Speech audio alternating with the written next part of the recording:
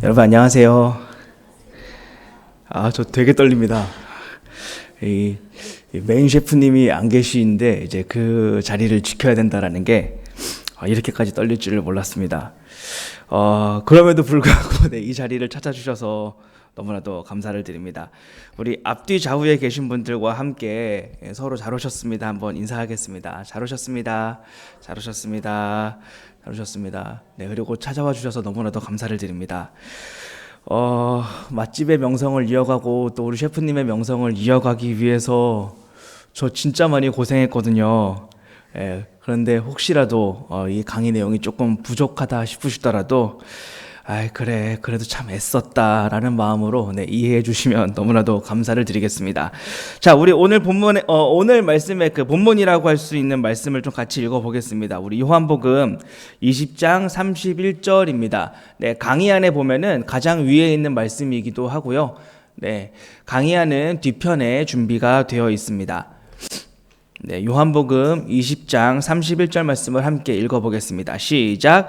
오직 이것을 기록함은 너희로 예수께서 하나님의 아들 그리스도이심을 믿게 하려 함이요 또 너희로 믿고 그 이름을 힘입어 생명을 얻게 하려 함이니라. 아멘. 네, 제가 기도하겠습니다. 하나님 아버지, 참 좋은 날을 허락하여 주심에 감사를 드립니다. 그냥 숨만 쉬고 살기에도 참 각박하고 바쁘고 숨막히는 것이 우리의 삶이지만 하나님, 이렇게 하나님의 말씀을 붙잡지 않으면 살 수가 없어서, 하나님의 말씀을 듣지 않으면 도저히 이 세상을 살아낼 수가 없어서 이렇게 한 주의 중간에, 그것도 오전 시간에 하나님의 전에 나와 말씀을 듣습니다.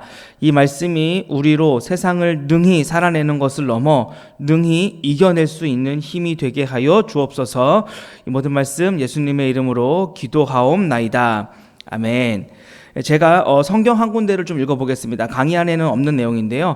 요한복음 1장 7절에서 8절입니다. 그가 증언하러 왔으니 곧 빛에 대하여 증언하고 모든 사람이 자기로 말미암아 믿게 하려 함이라. 그는 이 빛이 아니요 이 빛에 대하여 증언하러 온 자라. 아멘. 농담으로 하는 얘기입니다. 농담으로 하는 얘기니까 제발 진지하게 듣지 마시고, 저는 세례 요한과 같은 사람입니다. 무슨 말이냐면 저는 그저 증언하러 왔을 뿐이다라는 것이죠. 이제 몇 주 후면 저희 담임 목사님께서 이 복음 맛집 시간에 다시 요한복음 강의를 해주실 거예요. 그 강의가 빛과 같은 강의가 될 것이고, 저는 그저 그 강의에 앞서서 여러분, 이런 것도 있습니다. 요한복음을 이렇게도 볼 수 있습니다라고 소개할 뿐입니다. 담임 목사님이 이 정면 승부를 하는 분이시라면 저는 이제 그 측면 승부를 하는 사람인 것이죠.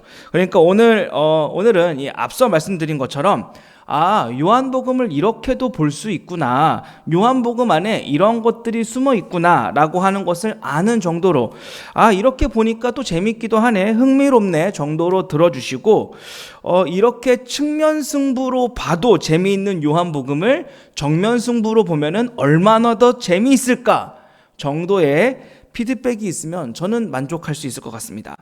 자, 그러면 오늘 강의를 좀 시작하도록 하겠습니다. 여러분들께서는 혹시 아쿠아맨이라고 하는 영화를 보신 적이 있으십니까? 이 아쿠아맨 영화를 보면 이 영화 안에 전설이 하나가 있는데, 바로 아틀란티스라고 하는 이 세계를, 아틀란티스의 전성기를 이끌었던 이 아틀란 왕의 삼지창을 찾는 사람이 모든 바다의 통치자가 될 것이다 라고 하는 전설이 이 영화 안에 있습니다. 따라서 동생에게 왕위를 빼앗긴 이 아쿠아맨이 잃어버린 왕위를 되찾고 또 모든 바다의 통치자가 되기 위해 이 아틀란 왕의 삼지창을 찾아 나서게 되죠.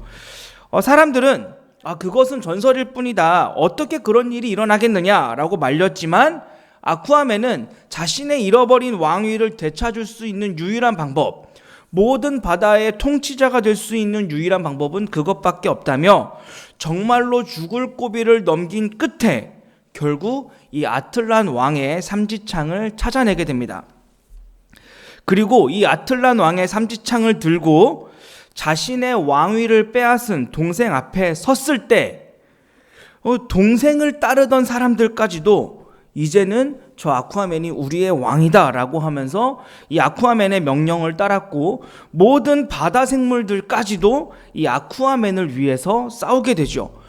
이렇게 동생의 군대는 아쿠아맨의 그 군대에 패하게 되고 결국 아쿠아맨이 이 아틀란티스의 왕 위를 되찾게 되었다라고 하는 것이 이 아쿠아맨 영화의 줄거리입니다. 놀랍게도 하나님의 말씀인 이 성경에도 그리고 하나님을 자신들의 신으로 모시고 사는 이 유대인들에게도 이와 비슷한 전설이 하나 있습니다. 과연 그 어떤 전설인지 오늘 우리는 이 요한복음을 통해서 살펴보도록 하겠습니다. 참고로 원래 오늘 강의는 두 가지 테마로 진행이 될 예정이었어요. 그 제목에서도 보신 것처럼 알 수 있겠지만 원래는 말씀에서 성전이 되는 과정과 또 다른 한 가지는 시몬이 게바가 되는 과정을 다루고자 했었는데 아쉽게도 이 시몬이 게바가 되는 이 과정까지는 다 다루지 못할 것 같습니다. 제가 어저께 강의를 혼자서 해봤는데 이 앞에 있는 강의만 이렇게 주제를 가지고 제가 한번 해봤더니 시간이 1시간이 넘어가더라고요. 그래서 이 시몬이 게바가 되는 과정은 나중에 또 이런 시간이 주어지게 된다면은 함께 살펴보도록 하겠고 오늘은 말씀이 성전이 되는 과정만 함께 살펴보도록 하겠습니다. 자, 우리 오늘 본문 말씀인 요한복음 20장 31절 말씀을 함께 읽어보겠습니다. 시작. 오직 이것을 기록함은 너희로 예수께서 하나님의 아들 그리스도이심을 믿게 하려 함이요 또 너희로 믿고 그 이름을 힘입어 생명을 얻게 하려 함이라. 자, 여기 보니까 요한은 이 요한복음을 기록한 목적에 대해서 두 가지를 말하고 있는데 뭐라고 말하고 있나요? 하나는 너희로 예수께서 하나님의 아들 그리스도이심을 믿게 하려 하며 또 하나는 너희로 믿고 그 이름을 힘입어 생명을 얻게 하려 함이니라 라고 말하고 있습니다. 그러니까 요한은 두 가지 목적을 위해서 이 요한복음이라고 하는 책을 썼다라는 것이죠. 하나는 예수님이 누구다? 하나님의 아들 그리스도이시다 라고 하는 것과 또 다른 하나는 뭐다? 바로 그것을 믿어서 생명을 얻게 하기 위함이다 라고 말하고 있습니다. 저는 오늘 여러분들과 이 두 가지 목적 중에 이 하나님의 아들이라고 하는 이 아들과 관련된 주제를 살펴보고자 하는데 이 하나님의 아들이라고 하는 주제가 성경 안에 있는 전설 그리고 유대인들이 가지고 있는 이 전설과 관련이 있습니다. 자, 일단 어떤 전설이 있는지 함께 살펴보도록 하겠습니다.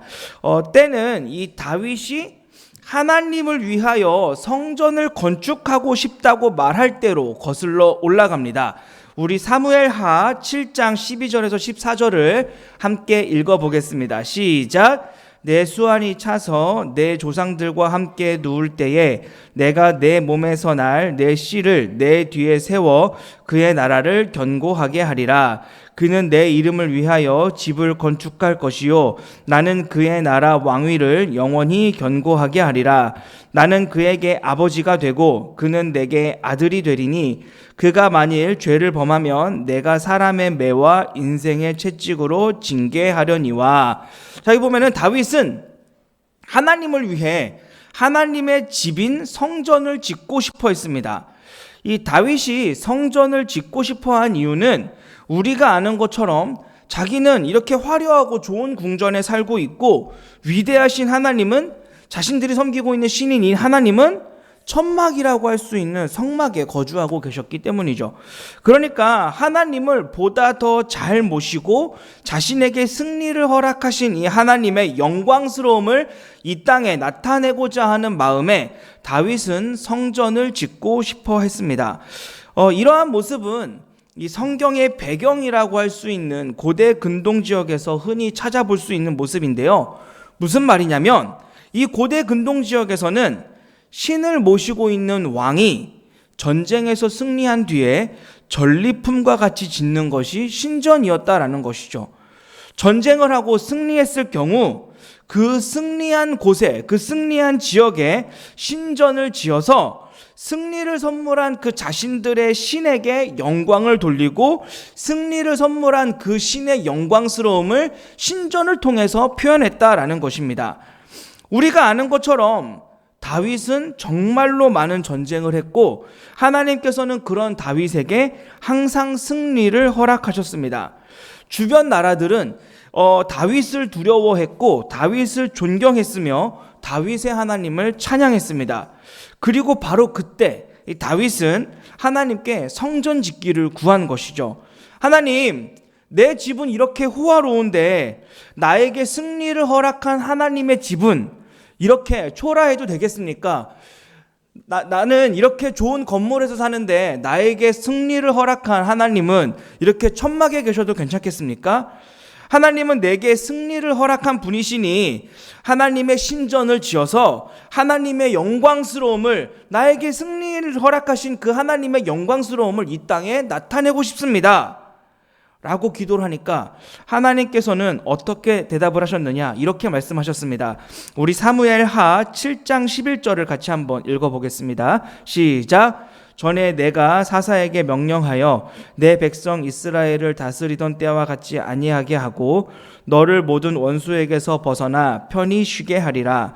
여호와가 또 내게 이르되 여호와가 너를 위하여 집을 짓고. 자, 다윗은 이 승리의 하나님의 영광을 감당할 수가 없어서 그 영광을 드러내고자, 그리고 그 승리의 하나님의 거처가 너무나도 초라하니까 이 승리의 하나님의 영광에 맞는 하나님의 집을 짓고 싶어서 성전을 짓고 싶습니다 라고 했는데 하나님이 뭐라고 대답하시느냐, 너를 모든 원수에게서 벗어나 쉬게 하리라. 그러니까 이 하나님의 말씀은 무슨 말이냐면은 아직 너의 원수가 남아있다라는 것이죠. 아직 네가 승리해야 할 것들이 더 많이 있다. 지금까지도 다윗이 승리한 것들이 많지만 앞으로도 더 승리를 많이 해야 하니까 그 모든 원수들을 다 멸하고 나면 다윗이 하나님을 위해서 성전을 짓는 것이 아니라 하나님께서 이 다윗을 위해서 성전을 지어주겠다라고 약속을 하십니다. 자, 그리고 우리 12절에서 14절까지를 같이 한번 읽어보겠습니다. 시작. 내 수완이 차서 내 조상들과 함께 누울 때에 내가 내 몸에서 날 내 씨를 내 뒤에 세워 그의 나라를 견고하게 하리라. 그는 내 이름을 위하여 집을 건축할 것이요 나는 그의 나라 왕위를 영원히 견고하게 하리라. 나는 그에게 아버지가 되고 그는 내게 아들이 되리니 그가 만일 죄를 범하면 내가 사람의 매와 인생의 채찍으로 징계하려니와. 자, 모든 원수를 멸한 후에 내가, 그러니까 하나님께서 너를 위해, 다윗을 위해서 성전을 지을 것인데 그 성전을 지을 사람이 누구냐? 바로 다윗의 후손이라는 것입니다. 그리고 그 성전을 건축하는 다윗의 후손의 나라를 하나님께서 영원하게 할 것이고, 그리고 이 성전을 짓는 자를 하나님께서 아버지가 되고 이 성전을 건축한 자는 하나님께 아들이 될 것이다 라고 해서, 다시 말해 하나님께서 직접 하나님의 성전을 이 다윗의 후손을 통해서 지으실 것인데 그 사람이 세운 나라는 하나님께서 영원하게 하시고 이 성전을 짓는 자가 무엇이 되게 하시냐? 하나님의 아들이 되게 하신다라는 것이죠. 하나님께서는 다윗에게 이러한 약속을 해주셨고 이것을 흔히 우리는 다윗 언약이라고 합니다. 물론 예루살렘 성전은 우리가 다 아는 것처럼 다윗이 주변 국가들의 모든 그 위협들을 다 제거한 후에 다윗의 후손이자 다윗의 아들인 솔로몬에 의해서 예루살렘 성전이 세워졌습니다. 그리고 솔로몬이 가지고 있던 부와 지혜와 명철은 그가 하나님의 아들이라고 불려도 손색이 없을 만큼 엄청난 것이었다는 것도 우리가 다 알고 있습니다. 그리고 이스라엘 사람들은 이 솔로몬이 바로 그 다윗의 후손이라서 성전 건축자라서 하나님의 아들과 같이 여겨진 사람이라서 그의 나라가 영원할 줄 알았습니다. 그런데 어떻게 됐나요? 이 이스라엘이 솔로몬이 죽은 후부터 어떻게 됐습니까? 분열되기 시작하고 망가지기 시작했습니다. 그래서 결국엔 북이스라엘은 아수르에 의해서, 그리고 남유다는 바벨론에 의해서 멸망했고 이스라엘 사람들은 아수르와 바벨론의 포로로 끌려갔다라는 것이죠. 이때부터 이스라엘 사람들에게 이 다윗 언약은 전설이 되었습니다. 누가 과연 우리나라를 다시 세울 하나님의 아들이 될 것인가? 누가 과연 이 영원한 왕위를 가진 이 다윗의 후손이 될 것인가? 과연 누가 이 무너져버린 이 이스라엘의 성전을 다시 지을 것인가? 과연 누가 이 다윗 언약의 성취자인가? 이것이 이스라엘의 전설이 되어서 내려오기 시작했다라는 말이죠. 이 이스라엘 사람들이 이 다윗 언약이라고 하는 전설을 간절하게 앙망하게 된 이유는 하나님의 영광의 역사와 관련이 있습니다. 우리 출애굽기 40장 34절 35절을 함께 읽어보겠습니다. 출애굽기 40장 34절 35절입니다. 시작. 구름이 회막에 덮이고 여호와의 영광이 성막에 충만하매 모세가 회막에 들어갈 수 없었으니 이는 구름이 회막 위에 덮이고 여호와의 영광이 성막에 충만함이었으며, 이 성막을 건축한 뒤 이스라엘에 하나님께서 영광으로 임재하신 것입니다. 이스라엘은 이렇게 영광으로 자신들을 찾아오신 하나님과 함께 사는 것을 기억하기 위해서 초막절이라고 하는 절기를 지켰고, 하나님이 영광으로 자신들을 찾아오신 것에 대해서 감사하며 살았습니다. 그런데 사사시대가 되었어요. 이 하나님의 말씀이 희귀하게 되었고 하나님의 이상이 흔히 보이지 않는 때에, 그런 때에 블레셋이라고 하는 나라가 이스라엘을 쳐들어왔습니다. 이스라엘 사람들은 하나님의 말씀이 희귀하니까, 하나님의 그 이상이 흔히 보이지 않으니까 이 블레셋을 막기 위해서 어떤 방법을 선택했느냐면은 하나님의 법궤를 방패인 양 내세워서 하나님의 방패가 적들의 모든 공격을 막아줄 것이라고 생각하고 최전방의 전선으로 이 법궤를 옮기는 일이 있었습니다. 어떻게 됐을까요? 이스라엘은 아주 보기 좋게 패배하고 하나님의 임재의 상징, 영광의 상징이라고 할 수 있는 이 법궤를 빼앗기게 됩니다. 이때 한 아기가 태어나게 되는데 우리 사무엘상 4장 19절에서 21절을 함께 읽어보겠습니다. 시작. 그의 며느리인 비느하스의 아내가 임신하여 해산 때가 가까웠더니 하나님의 궤를 빼앗긴 것과 그의 시아버지와 남편이 죽은 소식을 듣고 갑자기 아파서 몸을 굽으려 해산하고 죽어갈 때에 곁에 서 있던 여인들이 그에게 이르되 두려워하지 말라, 내가 아들을 낳았다 하되 그가 대답하지도 아니하며 관념하지도 아니하고 이르기를 영광이 이스라엘에서 떠났다 하고 아이 이름을 이가봇이라 하였으니 하나님의 궤가 빼앗겼고 그의 시아버지와 남편이 죽었기 때문이며. 자, 여기 엘리의 며느리가 아이를 낳았는데 그 아이의 이름이 이가봇입니다. 하나님의 영광이 떠났다라는 것이죠. 이 성막에 임해서 이 중보자인 모세조차도 감히 다가갈 수 없도록 충만하게 임했던 이 하나님의 영광이 모세조차도 다가갈 수 없었던 이 성막에 충만하게 임했던 하나님의 영광이 이스라엘을 떠나버린 것입니다. 우리 열왕기상 8장 10절과 11절도 함께 읽어볼게요. 자, 시작. 제사장이 성소에서 나올 때에 구름이 여호와의 성전에 가득하매 제사장이 그 구름으로 말미암아 능히 서서 섬기지 못하였으니 이는 여호와의 영광이 여호와의 성전에 가득함이었더라. 자, 이가봇과 함께 떠났던 하나님의 영광이 어떻게 됐습니까? 솔로몬의 성전에 다시 임재하였습니다. 이 영광이 얼마나 충만하고 얼마나 위대했는지 제사장들, 특히 이 제사장들은 하나님을 찬양하는 찬양대와 같은 사람들이었는데, 이 사람들이 하나님의 영광을 노래하고 싶어도 거기에 임재하신 하나님의 영광이 너무나도 압도적이었기 때문에 그들이 제대로 서 있지도 못할 정도로 압도적인 이 하나님의 영광 때문에 그들이 제대로 서 있을 수가 없었다라는 것이죠. 이렇게 이가봇과 함께 떠났던 하나님의 영광이 다시 이 예루살렘 성전에 돌아온 것입니다. 이스라엘에 돌아오게 된 것이죠. 그리고 이 영원할 것 같았던 이 성전의 영광이 다시 또 떠나는 일이 발생하게 됩니다. 우리 에스겔 10장 4절 말씀을 함께 읽어보겠습니다. 시작. 여호와의 영광이 구름에서 올라와 성전 문지방에 이르니 구름이 성전에 가득하며 여호와의 영화로운 광채가 뜰에 가득하였고, 뒤이어서 18, 19절도 읽어볼게요. 시작. 여호와의 영광이 성전 문지방을 떠나서 그룹들 위에 머무르니 그룹들이 날개를 들고 내 눈앞에 땅에 올라가는데 그들이 나갈 때에도 바퀴도 그 곁에서 함께 하더라. 그들이 여호와의 전으로 들어가는 동문에 머물고 이스라엘 하나님의 영광이 그 위에 덮였더라.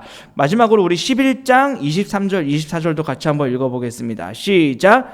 여호와의 영광이 성읍 가운데서부터 올라가 성읍 동쪽 산에 머무르고 주의 영광이 나를 들어 하나님의 영의 환상 중에 데리고 갈대아에 있는 사로잡힌 자 중에 이르시더니 내가 본 환상이 나를 떠나 올라간지라. 자, 예루살렘의 타락과 함께 이 성전에 충만하게 임했던 하나님의 영광이 어떻게 됐나요? 네, 동쪽으로 떠나가 버렸습니다. 그리고 이렇게 하나님의 영광이 이스라엘 그 예루살렘 성전을 떠남과 동시에 이스라엘에는 그토록 두려워하던 일이 현실이 되어 벌어지게 됩니다. 무슨 일이냐면 이 신흥 강국이었던 바벨론의 느부갓네살 왕이 예루살렘을 포위하고 함락시키고 이 성전에 있던 모든 기구들을 빼앗아서 자신들의 신인 이 마르뚝 신전의 전리품으로 바치고 하나님의 임재의 상징과도 같았던 예루살렘 성전을 파괴시켜버린 것이죠. 이스라엘 사람들에게 이 사건은 정말로 충격적인 것이었습니다. 그리고 이스라엘이 이 다윗 언약이라고 하는 전설을 간절하게 기다리게 된 것도 바로 이러한 이유입니다. 하나님이 정말로 계시다면, 하나님이 거짓말쟁이가 아니라면, 우리가 하나님께 속은 것이 아니라면 언젠가 다윗의 후손으로 오시는 이가 이 성전을 다시 세울 것이고, 하나님이 거짓말쟁이가 아니라면 언젠가 하나님의 영광이 그 다시 세운 성전에 임하게 되어서 하나님께서는 반드시 다시 우리 이스라엘을 다시 세워서 영원하게 할 것이다 라고 하는 이 전설을 기억하고 앙망하게 된 것이죠. 이스라엘이 포로로 끌려가 있을 때 많은 선지자들이 예언했습니다. 너희가 기다리고 있는 그 다윗의 후손이 오시면, 그 성전을 다시 건축하는 자가 오시면, 하나님의 아들이라고 불리는 자가 다시 오시면 이스라엘이 다시 세워지게 될 것이고 그 나라가 영원하게 될 것이다 라고 말이죠. 자, 우리 이사야 42장 6절과 7절을 함께 읽어보겠습니다. 시작. 나 여호와가 의로 너를 불렀은즉 내가 내 손을 잡아 너를 보호하며 너를 세워 백성의 언역과 이방의 빛이 되게 하리니 내가 시각장애인들의 눈을 밝히며 갇힌 자를 감옥에서 이끌어내며 흑암에 앉은 자를 감방에서 나오게 하리라. 그 다윗의 후손은, 그 성전을 짓는 자는 여호와의 종이 되어서 정의와 공의로 다스릴 것이고, 이 시각장애인들의 눈을 밝히며 갇힌 자를 감옥에서 끌어낼 것이고 흑암에 앉은 자를 감방에서 나오게 할 것이다 라고 선지자들이 말했어요. 자, 그리고 우리 다니엘 9장 24절도 한번 같이 읽어보겠습니다. 시작. 내 백성과 내 거룩한 성을 위하여 이른 이래를 기한으로 정하였나니 허물이 그치며 죄가 끝나며 죄악이 용서되며 영원한 의가 드러나며 환상과 예언이 응하며 또 지극히 거룩한 이가 기름 부음을 받으리라.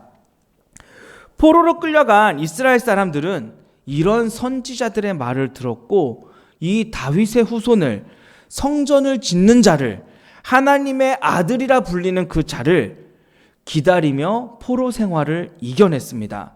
그리고 그들은 이 다윗의 후손, 성전을 짓는 자, 그리고 하나님의 아들이라고 불리게 될 사람이 이 다니엘서의 말씀처럼 기름 부음을 받았다라고 하는 의미에서 그를 메시아라고 부르기 시작했고 그리스도라고 부르기 시작했다라는 것이죠. 이 시간이 지나서 바벨론이 페르시아에 의해서 망하게 되고 페르시아에는 고레스라고 하는 왕이 등장을 했습니다. 이 고레스 왕에게 자신의 정치 생명을 위협할 수 있는 것들이 무엇이 있을까를 고민하던 중에 애굽이라고 하는 나라가 이 자신에게 눈의 가시와도 같이 여겨지게 되었어요. 물론 힘은 분명 페르시아가 더 강합니다. 하지만 이 애굽은 무시할 수가 없는 나라였기 때문에 이 고레스는 어떻게 하면 애굽을 견제할 수 있을까 고민을 하다가 한 가지 묘책을 생각하게 되는데, 무엇이었냐면은 자신의 나라에 있는 이 페르시아에 있는 이스라엘 사람들을 귀환시켜서, 그러니까 포로들을 귀환시켜서 자치 정부를 세우게 하는 것이었습니다. 그렇다면 만약에 애굽이 페르시아를 공격하기 위해 올라오더라도 이 이스라엘에서 이스라엘을 한 번 더 공격을 하고 난 다음에 페르시아로 올라와야 하기 때문에 그 동안에 페르시아는 전쟁에 대비를 하겠다라고 하는 것이 이 고레스 왕의 생각이었습니다. 따라서 고레스는 이스라엘 포로들을 다시 귀환시키게 됩니다. 이스라엘 사람들 입장에서는 상상도 할 수 없었던 일이 벌어지게 된 것이죠. 자신들은 영원히 이 페르시아에서 노예로 살 줄 알았고 포로로 살 줄 알았는데, 그래서 이 다윗 언약이라고 하는 자신들이 그 기다렸던 전설은 정말로 전설로만 남아서 끝나게 될 줄 알았는데 어떻게 된 겁니까? 이 전설을 실현할 수 있는 기회가 자신들에게 생기게 된 것이죠. 따라서 이스라엘 사람들은 포로에서 귀환을 해서 이 전설을 실현시키기 위해 악착같이 성전을 다시 짓기 시작합니다. 이때 이 성전을 재건하는 데 중심 인물이 되었던 사람이 바로 스룹바벨이라고 하는 사람이었어요. 이스라엘 사람들은 기대하기 시작했습니다. 어떤 기대를 했을까요? 이 스룹바벨이 성전을 다시 지으니까 혹시 우리가 기다렸던 그 하나님의 아들이 아닐까? 우리가 기다렸던 그 메시아가 아닐까? 우리가 기다렸던 그 그리스도가 아닐까? 우리가 기다렸던 그 다윗의 후손이 아닐까? 기대하기 시작했다라는 것이죠. 그런데 하나님께서는 학개 선지자를 통해서 이렇게 말씀하셨습니다. 우리 학개 2장 9절을 같이 읽어볼게요. 시작. 이 성전의 나중 영광이 이전 영광보다 크리라. 만군의 여호와의 말이니라. 내가 이곳에 평강을 주리라. 만군의 여호와의 말이니라. 이 수르바벨과 함께 성전을 재건했는데, 그래서 이 수르바벨이 하나님의 아들이라고 불리게 될 사람인 줄 알았는데 하나님의 영광이 돌아오지 않은 것이죠. 오히려 하나님께서는 이전 영광보다 더 큰 영광이 나중에 임할 것이다 라고 하면서 이 성전은 아니다 라고 말씀을 해 주셨습니다. 자, 우리 에스겔 43장 4절과 5절도 같이 한번 좀 읽어보겠습니다. 시작. 여호와의 영광이 동문을 통하여 성전으로 들어가고 영이 나를 들어 데리고 안뜰에 들어가시기로 내가 보니 여호와의 영광이 성전에 가득하더라. 하나님께서는 학개뿐만이 아니라 에스겔에게도 약속해 주셨어요. 하나님의 영광이 떠나갔던 동문을 통해 다시 돌아올 것이다 라고, 하나님의 영광이 성전에 가득하도록 돌아올 것이다 라고 약속해 주셨는데, 그래서 그 약속을 믿고 이 포로에서 귀환한 이스라엘 사람들은 악착같이 정말 먹고 살기 힘들더라도 성전부터 세웠는데, 하나님께서 뭐라고 말씀하신 것입니까? 학개 선지자에게 돌아올 것인데 지금 이 성전은 아니야. 다시 돌아올 땐 이전의 영광보다 더 큰 영광으로 돌아올 것이야 라고 약속만 남겨주셨다라는 것이죠. 이스라엘 사람들은 이 약속만 붙은 채 이 언약이, 다윗 언약이 전설로 남은 채 이대로 구약이 끝나게 됩니다. 이 구약과 신약 사이는 약 400년이라고 하는 시간의 간격이 존재하는데, 이 성경에 기록되지 않은 이 시기를 우리는 중간기라고 부릅니다. 이제 이 페르시아도 망하고 이스라엘은 알렉산더에 의해 세워진 헬라라고 하는 나라의 지배를 받게 되었어요. 그리고 알렉산더가 죽자 이 헬라는 세 개의 나라로 분리가 되었는데, 이 세 개의 나라 중 하나의 왕인 안티오쿠스 에피파네스라고 하는 왕이 이 이스라엘을 다시 침공했습니다. 그리고 이 안티오쿠스 에피파네스라고 하는 왕은 이스라엘 역사상 이스라엘에게 가장 큰 치욕을 안겨준 왕이 됩니다. 이 안티오쿠스 에피파네스라고 하는 왕은 자신이 얼마나 강력한 왕인지를 보여주기 위해서 식민지들을 압제했는데, 그가 선택한 방법은 식민지 나라들의 기반이라고 할 수 있는 종교를 박살내고 굴복시키는 것이었습니다. 따라서 이 안티오쿠스 에피파네스는 그 유대인들을 완전히 굴복시키기 위해서 예루살렘을 찾아왔고, 하나님께서 부정하다 하신 짐승 중에 하나인 그 돼지를 잡아서 그 돼지의 시체와 피를 이 수르바벨과 함께 재건한 이 예루살렘 성전에 다 뿌려버렸습니다.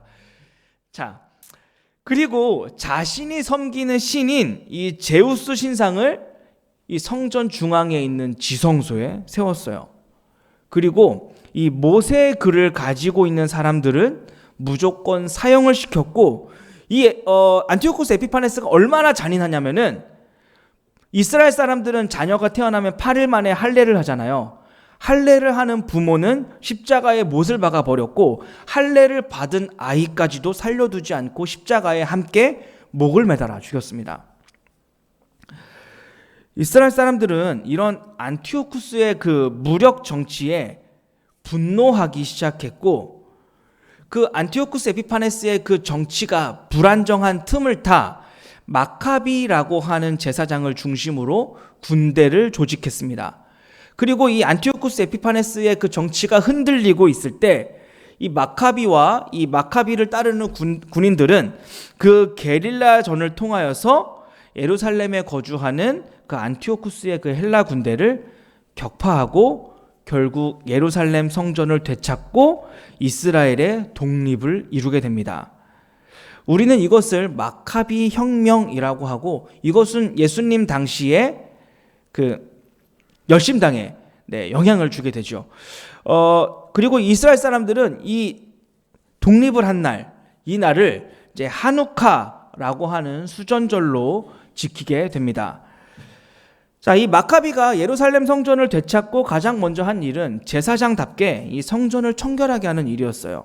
따라서 이 지성소에 세워진 제우스 신상을 불태웠고, 돼지의 시체와 피로 오염된 성전을 청소하고 기구들을 씻어서 성전을 다시 회복하는 일이었습니다. 이스라엘 사람들의 마음은 어땠을까요? 이 마카비의 하는 일을 보고 이스라엘 사람들의 마음은 어땠을까요? 아, 드디어 우리가 기다렸던 그 다윗의 후손이 오게 된 것인가? 성전을 세우는 그 자가, 성전 건축자가 우리에게 다시 오게 된 것인가? 이제 우리나라가 하나님의 그 영원한 나라로 세워지게 되는 것인가?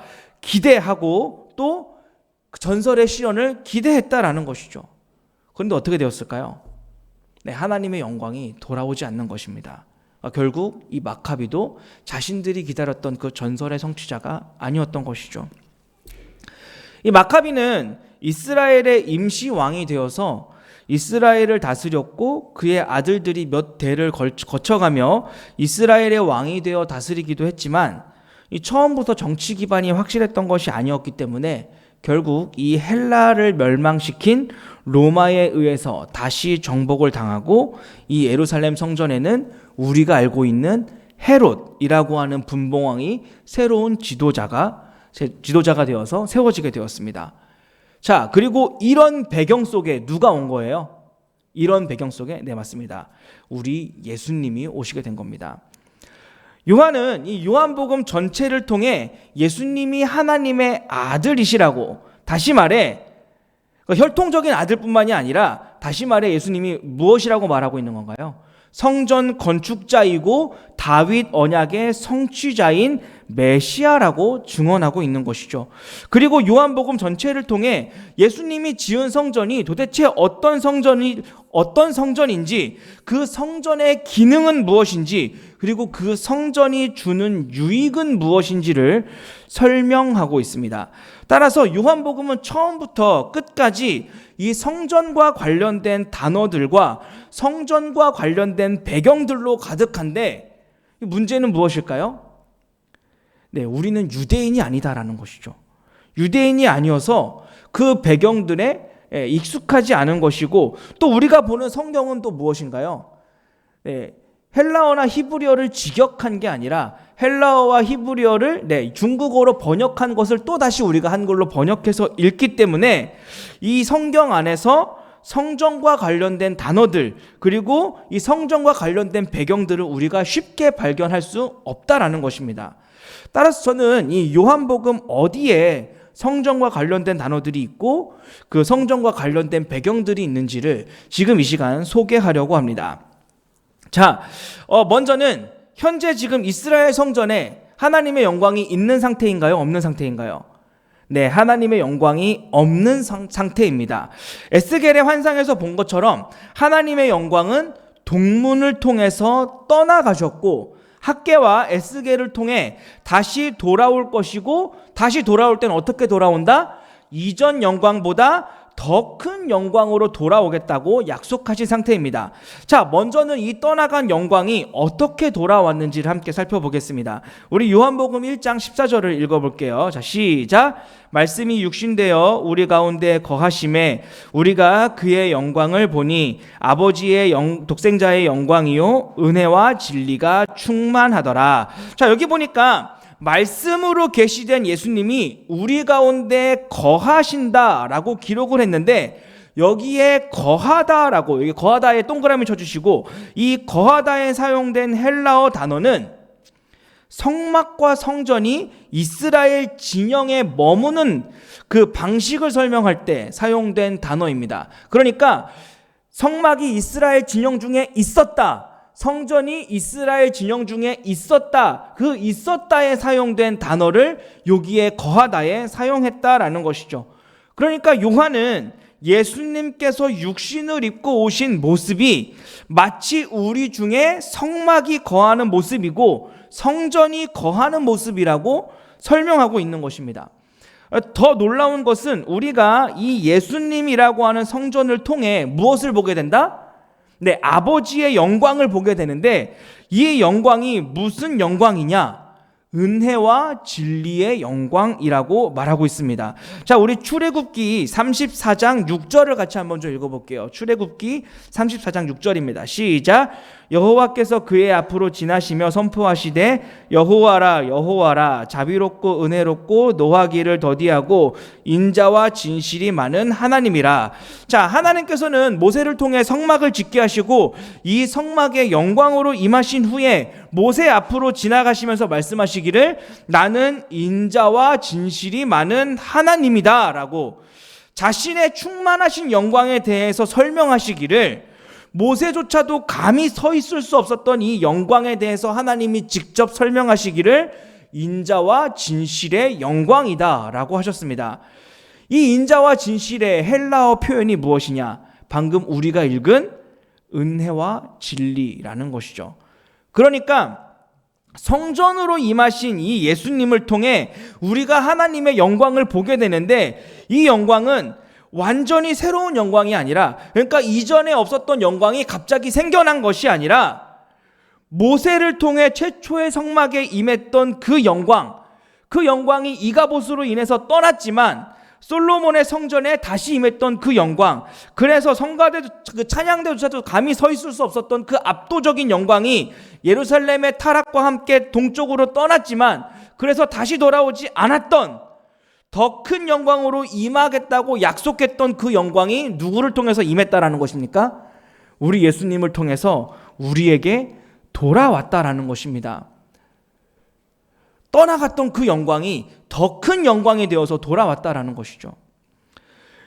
이 영광이 얼마나 크고 놀랍냐면 우리 요한복음 1장 16절을 같이 한번 읽어보겠습니다. 시작. 우리가 다 그의 충만한 데서 받으니 은혜 위에 은혜로라. 자, 얼마나 영광스럽냐면은 이전의 은혜들, 모세의 율법을 통해 주셨던 그 은혜를 뛰어넘는다라는 것이죠. 어느 정도 뛰어넘느냐? 여기에 은혜 위에 은혜라고 할 때 이 위에라는 말의 정확한 번역은 대신에 또는 덮어버린다라는 뜻입니다. 그러니까 무슨 말이냐면은 그 은혜를 대신할 은혜이고 그 은혜를 덮어버릴 만큼 놀라운 은혜다라는 것이죠. 율법을 통해 주셨던 그 은혜를 대신할 만큼 충분한 은혜이고, 아니 오히려 더 좋아서 이전의 것을 덮어버릴 만큼 더 좋은 은혜였다라는 것입니다. 그러니까 성전이신 예수님을 통해 돌아온 이 하나님의 영광은 이전의 영광을 기억하지도 못하게 할 만큼 대신할 수 있는 영광, 학개 선지자를 통해 말씀하신 것처럼 이전보다 더 큰 영광으로 돌아오셨다라는 겁니다. 자, 이제 요한복음은 이것을 설명하기 위해서 이제 이 뒤에 있는 내용들을 이제 그 기록을 하는데, 은혜 위에 은혜가 어떤 것인지를 보여주기 위해서 몇 가지 사건들을 요한은 나열을 합니다. 우리 요한복음 2장 6절과 7절을 같이 한번 읽어볼게요. 요한복음 2장 6절 7절입니다. 시작. 거기에 유대인의 정결 예식을 따라 두세 통 드는 돌 항아리 6이 놓였는지라. 예수께서 그들에게 이르시되 항아리에 물을 채우라 하신즉 아귀까지 채우니. 저는 개인적으로 요한이 돌 항아리가 있었다라고 말한, 몇 개가 있었다라고 말하지 않고 돌 항아리가 6이 있었다라고 말한 것은 저는 다분히 의도적이라고 생각합니다. 무슨 말이냐면 6은 영원히 7이 되지 못합니다. 7을 완전수라고 했을 때 6은 영원히 완전할 수 없는 것이죠. 반대로 말하면 6은 영원히 부족할 수밖에 없는 숫자입니다. 그런데 이 정결 예식에, 그러니까 정결하게 하기 위해서 손을 씻는 항아리가 6개가 있었다라고 하는 말은 이 정결 예식으로는 영원히 완전할 수 없다라는 것을 요한은 상징적으로 저는 보여주고 있다라고 생각합니다. 그런데 이 항아리에 채운 물이 뭐가 되었죠? 네, 포도주가 되었습니다. 그리고 이것을 보고 연회장이 신랑에게 가서 말하기를 먼저 먹은 포도주가 먼저 먹은 포도주보다 나중 포도주가 더 좋다라고 말합니다. 자, 여기까지만 하고 잠시 화제를 돌려서 이제 예수님께서 오병이어 기적을 베푸실 때로 좀 가보겠습니다. 사람들은 이 예수님께서 베푸신 오병이어 기적을 보면서 만나 사건을 떠올리면서 모세가 말한 그 선지자, 모세가 말하기를 나와 같은 선지자를 너희에게 보내주실 것이다 라고 말했는데, 바로 저자가 예수님이 바로 그 모세가 말한 나와 같은 선지자인 것 같다 라고 말을 합니다. 자, 이런 분위기 속에 요한복음 6장 13절은 이렇게 말하고 있습니다. 같이 한번 읽어볼게요. 시작. 이에 거두니 보리떡 5개로 먹고 남은 조각이 12바구니에 찼더라. 자, 그런데 이때 요한은 보리떡 5개로 먹고 남은 조각이 12바구니에 찼다고 기록합니다. 자, 한글 성경에는 한 가지 단어가 빠져 있어요. 무슨 단어가 빠져 있을까요? 가득이라고 하는 단어가 빠져 있습니다. 다른 그 복음서는 떡과 고기가 남았다라고 말하거나 아니면은 뭐가 남았는지 아예 자체를 말하지 않는 경우가 많은데, 요한은 이상하게 보리떡만 가득 남았다라고 말합니다. 왜 그럴까요? 앞서 제가 여기에 가득이라는 말이 빠져 있다라고 했는데, 여기에 사용된 헬라어 단어는 성경에 딱 2군데 나오는 단어입니다. 여러분, 성경에 가득이라고 하는 말이 정말 많이 나오잖아요. 그런데 그 가득이라고 하는 말 중에 그 가득을 표현하는 헬라어 단어가 여기에만 두 단어가 있다는 거예요. 하나는 이 보리떡을 설명할 때 가득이라고 하는 단어를 사용했고, 또 다른 한 군데는 앞서 우리가 살펴봤던 돌 항아리의 어귀가 바로 이 단어입니다. 가득 찼다고 표현하는 게, 요한이 가득 찼다고 표현하는 게 포도주와 보리떡이다라는 거죠. 여러분, 혹시 뭐 떠오르는 생각이 있으십니까? 뭐 연상되는 거 있으십니까? 포도주와 보리떡이 가득 있다. 연상되는 사건이 있으십니까? 네, 성찬이죠, 성찬. 예, 이 두 가지는 성찬에 사용되는 음식들입니다. 예수님께서는 포도주를 가리켜 죄를 씻는 피라고 하셨습니다. 영원히 죄를 정결하게 할 수 없는 물은 예수님은 영원히 죄를 씻는 그 피가 되어 주신 것이죠. 그러니까 피가 되게 하신 것이죠. 영원히 배부르게 할 수 없는 이 만나를 예수님께서는 영원히 배부르게 하는 떡이 되어 우리에게 주셨습니다. 요한은 성찬을 직접적으로 요한복음 안에서 기록하진 않지만 예수님이 은혜 위에 은혜이시다. 이전의 은혜를 대신하는 은혜이시다. 이전 영광보다 더 큰 영광이시다. 라고 하는 것을 말하기 위해 이전에 정결하게 하던 것보다 더 정결하게 하는 이 피를, 그리고 이전에 그 배부르게 했던 것보다 더 배부르게 하는 이 보리떡을 이렇게 묘사하고 있는 것이죠. 자, 그리고 요한은 이 은혜 위에 은혜를 또 다른 방법을 통해서도 표현하는데 바로 전쟁 기사를 통해서도 표현하고 있습니다. 여러분, 요한복음을 기억하실 때 요한복음 안에서 전쟁하는 기록이 혹시 있나요? 네, 요한복음 안에는 전쟁 기록이 없습니다. 그런데 요한은 예수님이 전쟁을 하시고 승리를 하시는 것으로 기록을 하고 있어요. 우리 요한복음 12장 13절을 읽어보겠습니다. 요한복음 12장 13절입니다. 시작. 종려나무 가지를 가지고 맞으러 나가 외치되 호산나 찬송하리로다. 주의 이름으로 오시는 이 곧 이스라엘의 왕이시여 하더라. 자, 사람들은 예수님께서 예루살렘에 입성하실 때 종려나무를 깔고 호산나라고 외치며 이스라엘의 왕이라고 환호하고 있습니다. 자, 우리는 이미 앞서 이 마카비 혁명에 관한 내용을 들었기 때문에 이제 이 상황이 조금 이해가 되시리라고 생각합니다. 지금 이스라엘 사람들이 예수님께 기대하고 있는 것은 뭔가요? 이 마카비 때와 같은 혁명을 기대하고 있는 것입니다. 마카비가 게릴라전을 통해서 안티오쿠스와의 전쟁에서 이긴 것처럼 예수님은 이 마카비, 자기들이 봤을 때 예수님은 마카비보다도 더 능력이 많고 자기들이 예수님을 봤을 때 마카비보다 오히려 더 능력도 많아서 심지어는 초능력까지도 쓰시는 분이시니까 헬라보다 로마가 더 강해 보이기는 하지만 마카비처럼 혁명을 성공시킬 수 있는 분으로 생각한 것입니다. 기대한 것이죠.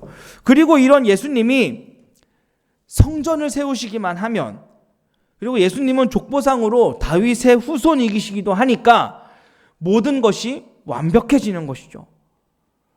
승리가 눈앞에 있는 것 같고 그 전설의 나라, 영원한 나라가 자기들 앞에 펼쳐질 것 같았다라는 말입니다. 여러분 한번 생각해 보세요. 우리는 항상 예수님이 오시길 다시 기다리고 있는데 지금 여러분들이 살고 있는 이 시대에 예수님이 오신다라고 생각해 보십시오. 여러분들도 우리가 흔히 말하는 그 국뽕이 차오를 것 같지 않습니까? 사람들이 당시에 그랬다라는 거예요. 우리 요한복음 12장 23절을 같이 한번 읽어보겠습니다. 시작. 예수께서 대답하여 이르시되 인자가 영광을 얻을 때가 왔도다. 예수님은 이런 사람들의 기대 속에 이렇게 말씀하셨어요. 여러분, 내가 영광을 얻을 때가 왔습니다. 바로 지금입니다. 여러분, 이 말이 사람들에게 어떻게 들렸겠어요? 막 감격해서 눈물을 흘리고 앞서 말씀드린 것처럼 막 국뽕이 차올라서 그 예수님이 혁명만 하시면, 예수님이 혁명을 시작하시면 내가 정말 최전방에 싸워서 목숨 바쳐 싸워서 우리나라의 독립을 이루고, 내가 성전을 쌓을 때에도 내가 정말 잠도 자지 않고 그 성전을 세워서 영원한 이스라엘을 세우고 싶다, 그러지 않았겠습니까? 우리 요한복음 12장 28절도 한번 같이 읽어보겠습니다. 시작. 아버지여, 아버지의 이름을 영광스럽게 하옵소서 하시니 이에 하늘에서 소리가 나서 이르되 내가 이미 영광스럽게 하였고 또 다시 영광스럽게 하리라 하시니, 예수님께서는 하나님께 아버지여, 아버지의 이름을 영광스럽게 하옵소서 라고 하셨습니다. 그러자 하나님께서 음성으로 말씀하시기를 내가 이미 영광스럽게 하였고 또다시 영광스럽게 하리라. 이 소리를 그 자리에 있던 사람들이 다 들었어요. 네, 모든 준비가 다 되었습니다. 이제 예수님이 혁명을 시작만 하시면 됩니다. 자, 우리 요한복음 12장 31절 32절 읽어보겠습니다. 시작. 이제 이 세상에 대한 심판이 이르렀으니 이 세상의 임금이 쫓겨나리라. 내가 땅에서 들리면 모든 사람을 내게로 이끌겠노라 하시니, 예수님은 사람들의 기대를 아시는 듯이 말씀하셨어요. 여러분, 내가 이제 이 세상의 임금을 쫓아낼 것입니다. 내가 이제 이 세상의 임금을 쫓아낼 것입니다. 내가 땅에서 높이 올라가면 내 백성들을 내게로 이끌겠습니다. 이 말을 듣자 사람들이 의아해했어요. 성경에는 다윗의 후손, 성전 건축자, 하나님의 아들인 메시아가 땅에서 통치한다라고 했는데 왜 당신은 올라간다 하십니까? 어디로 가십니까? 이 사람들은 예수님께서 로마와의 전쟁을 해서 승리할 것을 예상했기 때문에 예수님께서 하시는 말씀이 이상하게 들리기 시작했어요. 자기들은 싸울 준비가 되어 있는데 예수님은 싸울 것처럼 얘기를 안 하시는 거죠. 하지만 우리가 알고 있는 것처럼 예수님께서 말씀하신 전쟁은 그런 전쟁이 아니었습니다. 우리 12장 31절을 다시 한번 읽어보겠습니다. 시작. 이제 이 세상에 대한 심판이 이르렀으니 이 세상의 임금이 쫓겨나리라. 자, 일단 그 예수님과 전쟁의 대상은 바로 이 세상의 임금입니다. 그런데 멸망시키는 것이 아니라 쫓겨난다라는 표현을 하십니다. 자, 그럼 이제 우리가 생각해 볼 만한 것은 과연 이 세상의 임금은 누구인가? 그리고 그 이 세상의 임금이 누구인데 그가 어디에서 어디로 쫓겨나는가 하는 것이죠. 자, 우리 12장 48절을 한번 읽어보겠습니다. 시작. 나를 저버리고 내 말을 받지 아니하는 자를 심판할 이가 있으니 곧 내가 한 그 말이 마지막 날에 그를 심판하리라. 자, 여기 보니까 이 세상의 임금은 예수님을 저버리고 예수님의 말을 받지 아니한 자인데 그에 대한 심판, 그러니까 그에 대한 멸망은 언제 이루어진다는 겁니까? 마지막 날에 이루어진다 합니다. 그러니까 지금은 쫓겨나기만 하고 이 세상의 임금에 대한 심판은 마지막 날, 완전한 멸망은 마지막 날에 이루어지게 되는 것이죠. 자, 그렇다면 앞서 말한 대로 이 세상의 임금은 누구고 과연 어디에서 어디로 쫓겨나는 것일까요?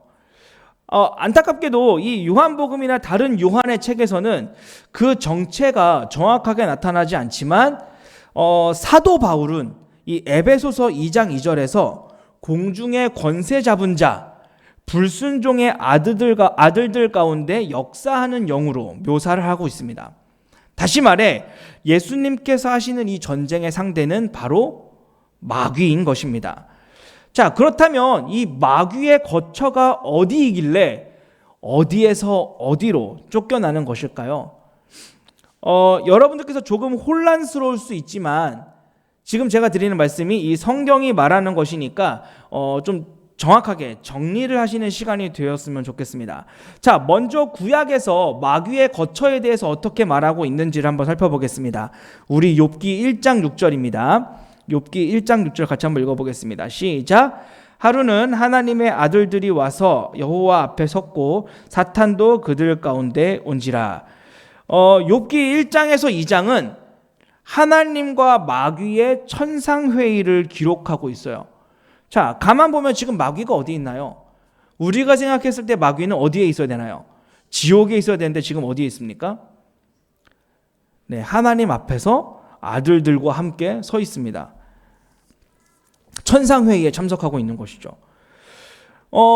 막 되게 어렵게 하나님께 사정사정해서 하나님 제발 들어갈 수 있게 해주세요. 그래서 하나님이 그래 봐줬다 한번 들어와. 이게 아니라 여기저기를 다니다가 이 욥이라고 하는 사람을 고발하기 위해서 아무렇지 않게 이 천상회의에 참석하고 있는 모습을 우리가 볼 수 있습니다. 자, 그리고 우리 스가랴 3장 1절도 함께 읽어보겠습니다. 스가랴 3장 1절입니다. 시작. 대제사장 여호수아는 여호와의 천사 앞에 섰고 사탄은 그의 오른쪽에 서서 그를 대적하는 것을 여호와께서 내게 보이시니라. 스가랴가 환상을 하나 봤는데 역시나 천상회의예요. 하나님 앞에서 대제사장 여호수아와 마귀가 서로 법정에서 치열한 공방전을 펼치는 그런 모습입니다. 구약의 내용들을 좀 정리하자면은 마귀는 이상하게도 천상에 있습니다. 지옥에 있지 않아요. 그리고 하나님께서 계시는 곳에 아무렇지 않게 드나들 수 있고 하나님 앞에서 아주 건방지게 하나님의 천사들과 공방전을 펼치는 그런 상태임을 우리가 알 수 있습니다.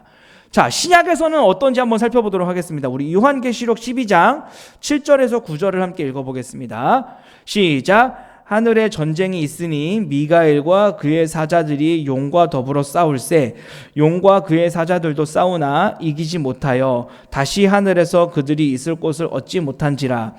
큰 용이 내쫓기니 옛 뱀 곧 마귀라고도 하고 사탄이라고도 하며 온 천하를 꿰는 자라. 그가 땅으로 내쫓기니 그의 사자들도 그와 함께 내쫓기니라. 자, 여기서도 보니까 하늘에 전쟁이 있다고 말하며 옛 뱀 곧 마귀라고도 하고 사탄이라고도 하는 큰 뱀이 원래는 하늘에 살아서 그 거처를 두고 천사들과 싸우고 있다라고 말하고 있습니다. 그러니까 원래 마귀는 예수님께서 이 세상에 오셨을 때까지만 하더라도 지옥이 아니라 어디에 있는 겁니까? 네, 하늘에 있었고 건방지게도 하나님 앞을 마구 드나드는 그런 상태였다는 걸 우리가 알 수 있죠. 그런데 어떤 일이 발생하느냐면은 마귀가 용과 뱀과 같이 묘사가 된 것처럼 예수님이 미가엘이라고 하는 전사로 묘사가 되어서 예수님과 이 마귀가 서로 싸우는데 이 마귀가 예수님을 이기지 못하는 겁니다. 그래서 결국 천상에서 쫓겨나서 어디로 가느냐? 우리가 살고 있는 이 땅으로 추락하게 되는 겁니다. 이 장면을 우리 예수님께서는 누가복음에서 이렇게 말하고 계세요. 우리 누가복음 10장 18절을 함께 읽어보겠습니다. 시작. 예수께서 이르시되 사탄이 하늘로부터 번개같이 떨어지는 것을 내가 보았노라. 천상을 드나들면서 건방지게도 하나님 앞에서 감히 그 성도들을 참소하고 고발하고 정죄하던 마귀가 하늘에서 거처를 잃어서 번개같이 이 땅에 처박혔다라고 예수님께서 말씀하고 계십니다. 마귀가 땅의 통치자가 될 수밖에 없었던 것은 이 공중의 권세를 잡아야 했던 이유는 그가 이 땅을 휘어잡을 어떤 강한 능력이 있어서가 아니라, 아니면 이 땅이 자기의 것이라서가 아니라 하늘에 있어야 할 곳을 잃었기 때문에, 내쫓겼기 때문에 추락했고 땅에 처박혔고, 이제는 그 하나님을 대적할 수 있는 최후의 발악을 하기 위해서 이 공중의 권세를 잡고 있는 것이다라고 우리가 알 수 있습니다. 재미있는 것은 이렇게 예수님께서 이 땅에 오신 후에도 천상에 드나들며 성도들을 참소하던 마귀에 대해서 구약 성경은 일찍부터 이 마귀의 운명에 대해서 말하기를 하늘에서 추락해서 땅에 갇히게 될 것을 구약에서부터 말하고 있다는 것이죠. 자, 우리 욥기 41장 1절을 읽어보겠습니다. 시작. 내가 낚시로 리워야단을 끌어낼 수 있겠느냐? 노끈으로 그 혀를 맬 수 있겠느냐? 자, 우리 시편 74편 13, 14절도 읽어보겠습니다. 시작. 주께서 주의 능력으로 바다를 나누시고 물 가운데 용들의 머리를 깨뜨리셨으며 리워야단의 머리를 부수시고 그것을 사막에 사는 자들에게 음식물로 주셨으며. 자, 이사야 27장 1절도 읽어보겠습니다. 시작. 그날에 여호와께서 그의 견고하고 크고 강한 칼로 날랜 뱀 리워야단을 곧 꼬불꼬불한 뱀 리워야단을 벌하시며 바다에 있는 용을 죽이시리라. 자, 마지막으로 욥기 9장 8절도 읽어보겠습니다. 시작. 그가 홀로 하늘을 펴시며 바다 물결을 밟으시며. 자, 여기에 나오는 리워야단은 아주 커다란 뱀을 가리키는데 여러 구절들을 읽으시며 아시겠지만 마귀를 상징하는 말입니다. 그런데 그 마귀가 천상에 있으면서 감히 하나님 앞을 드나드는 그런 마귀를 우리 하나님이 어떻게 하실 것을 구약은 말하고 있느냐? 완전히 멸망시켜서 바다에 쳐넣어 버리시고 마지막에는 그 마귀가 갇혀있는 그 바다를 어떻게 하신다? 발로 밟으실 것이다 라고 말하고 있습니다. 자, 그럼 이제 우리 예수님이 이 마귀를 어떻게 이기시는지를 한번 살펴보겠습니다. 우리 요한복음 12장 32절을 다시 한번 읽겠습니다. 시작. 내가 땅에서 들리면 모든 사람을 내게로 이끌겠노라 하시니. 예수님께서 마귀를 이기시는 방법은 바로 땅에서 들리는 것입니다. 이렇게 예수님께서 땅에서 들려지시면 예수님이 승리를 하게 될 것이고, 그럼 모든 사람, 정확하게는 하나님의 백성들을 예수님께 이끌어서 그 승리를 맛보게 하시고 그 승리에 동참하게 하실 것이라고 말씀하셨습니다. 자, 그렇다면 예수님께서 들리시는 것은 무엇을 말하는 것일까요?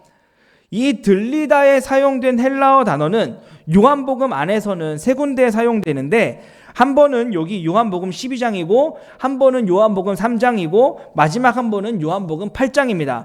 자, 먼저 우리 요한복음 8장 28절을 읽어보겠습니다. 시작. 이에 예수께서 이르시되 너희가 인자를 든 후에 내가 그인 줄 알고 또 내가 스스로 아무것도 하지 아니하고 오직 아버지께서 가르치신 대로 이런 것을 말하는 줄로 알리라. 자, 우리 요한복음 3장 14절도 읽어보겠습니다. 시작. 모세가 광야에서 뱀을 든 것 같이 인자도 들려야 하리니. 자, 예수님께서 이 들리신 사건은 바로 우리가 아는 것처럼 십자가 사건입니다. 그러니까 요한은 이 십자가 사건을 예수님이 고난받으시는 사건으로 기록하고 있는 것이 아니라 마귀를 영원히 이기는 건방지게 천상으로 출입하면서 하나님 앞에서 성도들을 참수하는 이 마귀를 번개같이 땅에 쳐박아 버려서 바다에 가두는 사건으로 묘사를 하고 있다는 것이죠.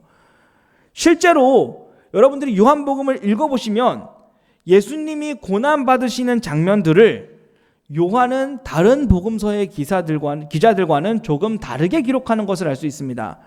신문 당하시는 장면만 봐도 다른 복음서에서는 예수님이 신문을 받으시고 거기에 아무 말도 하지 않으세요. 하지만 이 요한복음에서는 입장이 바뀝니다. 진리 되신 예수님이 신문하는 자들에게 진리가 무엇인지를 물어보시고 그들의 진리를 심판하시는 것처럼 기록이 되어 있다는 것이죠. 다른 복음서들은 예수님이 그냥 못 박히신 것만 기록하고 있지만 요한복음은 예수님께서 골고다로 가실 때 성전에 오르시는 것처럼 올라가셨다라고 요한은 기록하고 있습니다. 요한에게 십자가는 고난의 사건이 아니라 예수님이 영광을 쟁취하시는 사건으로 기록하고 있다는 것이죠. 자, 우리 성경 한 군데 더 읽어보도록 하겠습니다. 요한복음 6장 19절입니다. 요한복음 6장 19절 같이 읽어보겠습니다. 시작. 제자들이 노를 저어 시별이쯤 가다가 예수께서 바다 위로 걸어 배에 가까이 오심을 보고 두려워하거늘. 여기 보면 한글 성경은 걸어라고 번역이 되어 있는데 원어 성경은 밟다입니다. 다른 복음서는 예수님께서 물 위를 걸어오시는 장면들에 다 걸었다라고 기록하고 있는데 요한만 예수님이 바다를 밟았다라고 기록하고 있습니다. 그러니까 예수께서 바다 위를 밟아 배에 가까이 오셨다라는 것이죠. 자, 우리가 앞서 읽었던 말씀 중에 그 마귀가 추락해서 처박힌 이 바다 위를 밟는 분이 누구셨습니까? 네, 하나님이셨습니다. 그러니까 사도 요한은 예수님이 십자가 사건을 통해 마귀를 천상에서 땅으로 처박는 승리자일 뿐만 아니라 예수님이 마귀가 갇혀 있는 그 바다를 완전히 밟아버리는 하나님이시라고, 창세기에서 약속하신 뱀의 머리를 상하게 하는 분이 바로 우리 예수님이시다라고 소개하고 있는 것이죠. 자, 우리 성경 한 군데 더 읽어보도록 하겠습니다. 요한복음 20장 12절입니다. 시작. 흰옷 입은 두 천사가 예수의 시체 뉘었던 곳에 하나는 머리편에 하나는 발편에 앉았더라. 자, 이 부분은 제가 전에도 한번 말씀드린 적이 있는데 속죄소의 모습을 요한이 표현하고 있는 것입니다.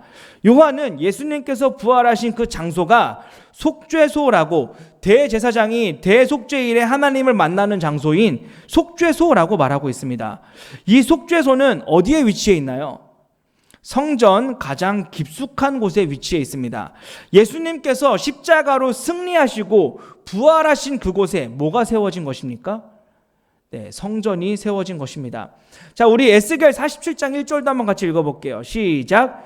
그가 나를 데리고 성전 문에 이르시니 성전의 앞면이 동쪽을 향하였는데 그 문지방 밑에서 물이 나와 동쪽으로 흐르다가 성전 오른쪽 제단 남쪽으로 흘러내리더라. 자, 우리 8절 9절도 같이 한번 읽어볼게요. 시작. 그가 내게 이르시되 이 물이 동쪽으로 향하여 흘러 아라바로 내려가서 바다에 이르리니 이 흘러내리는 물로 그 바다의 물이 되살아나리라. 이 강물이 이르는 곳마다 번성하는 모든 생물들이 살고 또 고기가 심히 많으리니 이 물이 흘러 들어가므로 바닷물이 되살아나겠고 이 강이 이르는 각처의 모든 것이 살 것이며. 자, 에스겔은 성전이 새롭게 완성되면 그 새롭게 완성된 성전에서 물이 나와서 그 물이 아주 깊게 되고 그 물에서 고기가 심히 많이 살게 된 것이다 라고 하는 환상을 하나 보게 됩니다. 여러분 혹시 어떤 장면이 떠오르십니까? 고기가 못 사는 곳에서 갑자기 고기가 많이 잡히게 돼요. 어떤 장면이 떠오르십니까? 다른 복음서에서는 기록하지 않는데 요한만 예수님께서 죽으셨을 때 그 옆구리에서 뭐가 나왔다고 말하고 있나요? 네, 피와 함께 물이 나왔다라고 기록하고 있고, 그 뒤에 바로 이어서 요한복음 21장에서는 제자들이 고기를 하나도 잡지 못했을 때 예수님께서 깊은 데로 가서 잡으라고 하신 뒤 많이 잡게 되는 장면이 이어집니다.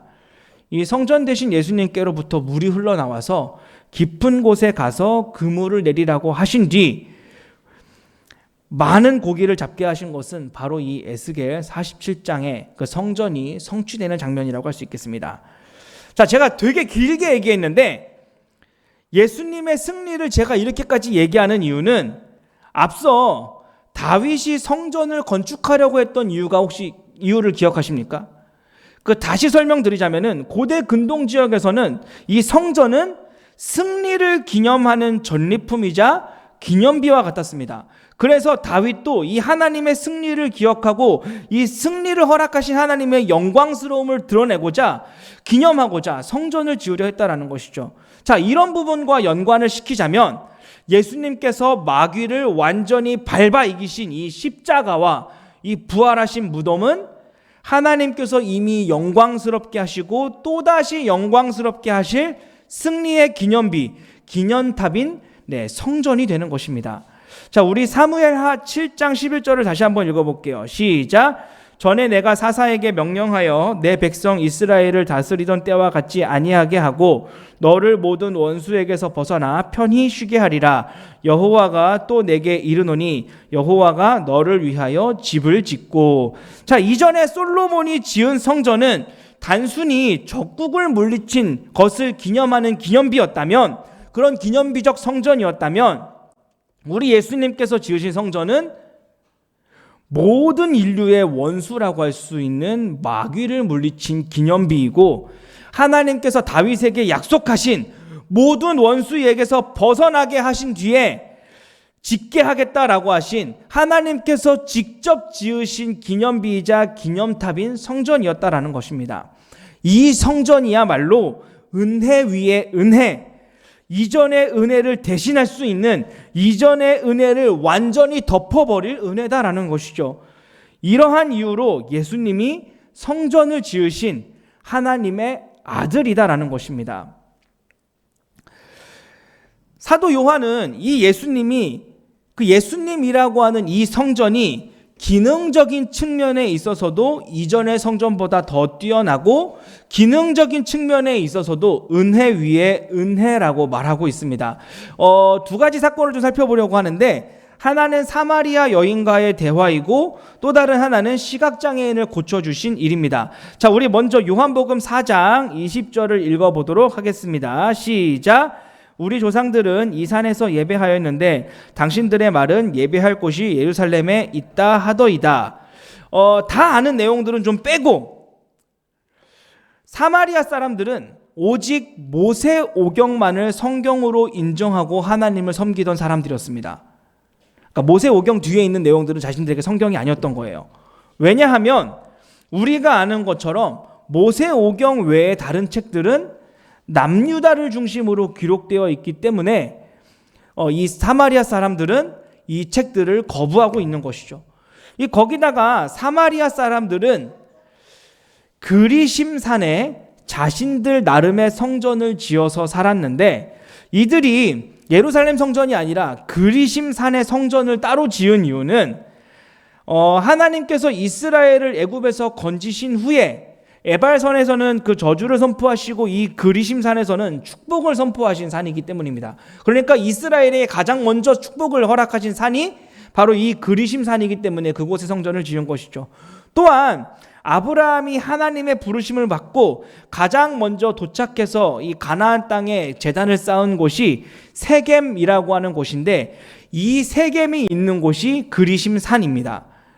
그러니까 모세 오경만 인정하는 이 사마리아 사람들에게 이 그리심산은 예루살렘보다 훨씬 더 종교적으로 신성한 곳이고 예루살렘보다 훨씬 더 성전을 지을 장소로 적합한 곳이었던 것이죠. 그러니까 이 사마리아 사람들과 유대인들 사이에는 이 문제, 어디가 진짜 성전인가 하는 것은 정말로 심각한 문제였습니다. 이 5명의 남편에게 버림을 받고 지금 살고 있는 남편에게도 버림을 받아서 6번이나 버림을 받은 이 여인은 이 관계에 상처가 있는 사람이었고, 이 관계의 상처의 문제를 구원을 통해서 해결받고 싶었기 때문에 이 여인에게는 이 성전의 문제, 진짜 어디가 예배할 장소인가, 진짜 어디가 우리 하나님께서 예배 받으실 장소인가, 이 문제가 너무나도 중요했던 것입니다. 그런데 그 문제를 예수님이 이 여인의 7번째 남자가 되셔서, 그러니까 완전한 남편의 자격으로 그 문제를 해결해 주고 계신 것입니다. 자, 우리 4장 24절을 읽어보겠습니다. 시작. 하나님은 영이시니 예배하는 자가 영과 진리로 예배할지니라. 무슨 말이냐면은 장소가 중요한 게 아니라 무엇으로 예배를 하는가가 중요한 것이라고, 지리적인 이 성전의 문제를 인격적 성전의 문제로 종결해 주신 것입니다. 인격적 성전이신 예수님을 통해 성령으로 씻음을 받고 성령으로 깨달음을 얻는 새로운 예배의 시대가 열릴 것이다 라고 말씀하신 것이죠. 만약 예수님께서 성전이 되어주시지 않으셨다면, 인격적 성전이 되어주시지 않으셨다면 어떻게 되었을까요? 지금 우리에게 가장 큰 문제는 무엇일까요? 네, 우리에게는 하나님 믿는 것이 거의 불가능했을 것이고 하나님을 예배하는 것이 거의 불가능했을 것입니다. 아직도 제사를 드리고 아직도 예루살렘 성전이든 그리심 성전이든 찾아가서 예배를 드렸을 것이다 라는 말이죠. 하지만 예수님께서 성전이 되어주셨기 때문에 성령으로 씻음받고 성령으로 깨달음을 얻는 이 새로운 예배가 우리에게 허락되었기 때문에 우리가 오늘날 이와 같이 예배를 드릴 수 있게 되었다라는 것입니다. 자, 우리 4장 28절도 한번 같이 읽어볼게요. 시작. 여자가 물동이를 버려두고 동네로 들어가서 사람들에게 이르되, 자, 자신의 가장 목마른 부분이 해결된 여자는 물동이를 버렸습니다. 이 말은 이제 여자에게 가장 중요한 것은 물을 깃고 생존하는 것보다 더 중요한 것이 생겼다라는 것이죠. 그게 무엇입니까? 네, 하나님을 예배하는 일이 허락해졌다라는 거예요. 은혜 위에 은혜, 이전의 은혜를 대신할 은혜, 그리심산에서의 예배를 대신할 진짜 예배를 발견했기 때문에 생존의 문제를 버려둘 수 있었던 것입니다. 자, 보다 뛰어난 성전의 기능을 보여주는 또 다른 사건은 바로 시각장애인을 고쳐주신 사건입니다. 우리 요한복음 9장 32절에서 34절을 읽어볼게요. 시작. 창세 이후로 시각장애인으로 난 자의 눈을 뜨게 하였다 함을 듣지 못하였으니 이 사람이 하나님께로부터 오지 아니하였으면 아무 일도 할 수 없으리이다. 그들이 대답하여 이르되 내가 온전히 죄 가운데서 나서 우리를 가르치느냐 하고 이에 쫓아내어 보내니라. 자, 예수님께서 시각장애인을 고쳐주셨는데 앞서 우리가 이사야 선지자의 예언에서 본 것처럼 시각장애인을 고치는 것은 메시아의 상징입니다. 우리 양진일 목사님을 통해서도 그 얘기 들었죠. 이전까지는 시각장애인을 고치는 일이 없었는데 유일하게 누구만 할 수 있다? 메시아만 할 수 있다. 그렇기 때문에 창세 이후로 시각장애인을 고치는 일을 난 본 적이 없다라고 말을 한 것이죠. 그래서 시각장애인은 이 예수님이 메시아다. 그런데 어째서 당신들은 알지 못하느냐라고 종교 지도자들을 가르치고 있는 것입니다. 그런데 이미 이 종교 지도자들은 예수님을 메시아로 말하는 자들을 출교하기로 결정했기 때문에 결국 이 시각장애인을 출교시키게 되죠. 시각장애인은 예수님을 믿는다라고 하는 이유만으로 예배할 성전을 잃고 회당을 잃어버린 것입니다. 이 회당이 유대인들의 생활 터전이라는 것을 생각하면 이제 이 유대 사회에서 이 시각장애인은 완전히 추방당한 것과 마찬가지죠. 눈을 뜸과 동시에 많은 것을 보게 되었지만 이제 보다 더 많은 것을 잃어버리게 된 것입니다. 이 소식을 예수님께서 들으셨어요. 따라서 예수님께서는 이 시각장애인을 찾아가셨습니다. 이 시각장애인이 눈을 뜰 때 이 사람은 실로암 못에서 눈을 씻고 눈을 떴기 때문에 실제로 예수님을 본 적이 없어요. 따라서 자기를 찾아온 분이 누군지를 몰랐습니다. 따라서 예수님께서는 이 시각장애인에게 자신의 정체를 드러내시죠. 너와 말하고 있는 자가 바로 너의 눈을 뜨게 한 자다 라고 말하니까 시각장애인은 즉각 이런 행동을 합니다. 우리 9장 38절을 읽어볼게요. 시작. 이르되 주여 내가 믿나이다 하고 절하는지라. 자, 한글 성경은 절하는지라라고 번역이 되어 있는데 이 단어가 다른 곳에서는 예배하다로 번역이 되어 있습니다. 다시 말해 주여 내가 믿나이다 하고 예수님을 예배했다라고 번역하는 것이 보다 더 정확한 번역이죠. 시각장애인은 성전을 잃고 회당을 잃고 예배할 곳을 잃었어요. 하지만 이 시각장애인은 은혜 위에 은혜, 잃어버린 성전을 대신할, 완전히 대체할 수 있는 잃어버린 성전을 덮어버릴 새로운 성전을 얻은 것입니다. 자, 정리하면 예수님이 하나님의 아들이신 이유는 성전을 지으신 분이시기 때문입니다. 떠나갔던 하나님의 영광이 돌아온 성전이자 이전 영광보다 더 큰 영광, 은혜 위에 은혜인 성전으로 정결을 완성하고 완전히 배부르게 하고 원수로부터 완전히 승리하고 지리적인 성전의 한계를 극복하고 예배의 방법을 확장하신 진정한 성전의 완성자이시라는 것이죠. 요한은 이렇게 예수님이 다윗 언약이라고 하는 이 전설의 성취자, 성전을 완성하신 하나님의 아들이라고 증언하고 있는 것입니다. 자, 마지막으로 요한은 이렇게 예수님이 하나님의 아들이심을 증언하는 것에서 그치지 않고 이렇게 예수님이 성전이 되셨을 때 예수님이 성전이 되심으로 우리에게 얻어진 유익이 무엇인가에 대해서도 말하고 있습니다. 자, 우리 요한복음 14장 12절을 같이 한번 읽어볼게요. 시작. 내가 진실로 진실로 너희에게 이르노니 나를 믿는 자는 내가 하는 일을 그도 할 것이요 또한 그보다 큰 일도 하리니 이는 내가 아버지께로 감이라. 자, 예수님께서는 예수님이 성전이 되어주심으로 우리가 얻을 유익에 대해서 말씀하시기를 뭐라고 말씀하고 계십니까? 내가 한 일을 그도 할 것이요 거기에서 머무르지 않고 그보다 큰 일도 할 것이다 라고 말하고 있으십니다. 그렇다면 예수님께서 하신 일은 무엇일까요? 마태는 예수님께서 이 땅에 계실 때 하신 일에 대해서 이렇게 정리하고 있습니다. 우리 마태복음 9장 35절을 읽어볼게요. 시작. 예수께서 모든 도시와 마을에 두루 다니사 그들의 회당에서 가르치시며 천국 복음을 전파하시며 모든 병과 모든 약한 것을 고치시니라. 자, 예수님께서 하신 일을 요약하면 가르치고 전파하고 고치는 일입니다. 그렇다면 우리는 어떻게 이 가르치고 전파하고 고치는 일을 할 수 있고 또 얼마나 더 크게 할 수 있을까요? 이게 우리에게 주어진 유익인데 이 일을 우리는 어떻게 할 수 있고 또 어떻게 더 크게 할 수 있느냐라는 것이죠. 자, 우리는 이 해답을 사도행전의 제자들에게서 찾아볼 수 있습니다. 사도행전에서는 제자들도 똑같이 가르치고 전파하고 고치는 사역을 했습니다.